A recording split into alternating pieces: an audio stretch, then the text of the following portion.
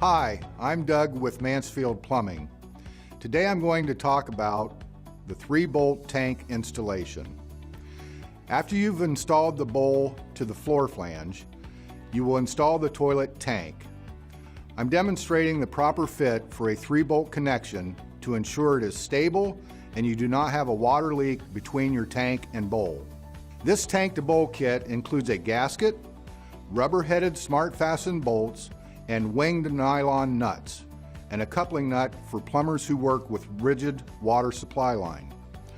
On the bag kit it notes you should use a 6-point tool.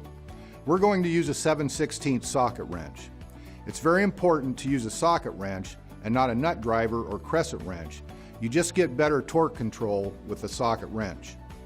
The first thing you want to do is push the tank-to-bowl gasket onto the flush valve nut on the bottom of the tank. Next, feed the SmartFasten bolts through each hole on the bottom of the tank. They are designed with a rubber grommet to secure the bolt in place. At this point, place the tank in position on the bowl by aligning the SmartFasten bolts with the bowl mounting holes and tilting the tank slightly forward. Once it is squared up, take your winged nylon nuts and begin threading them onto the SmartFasten bolts.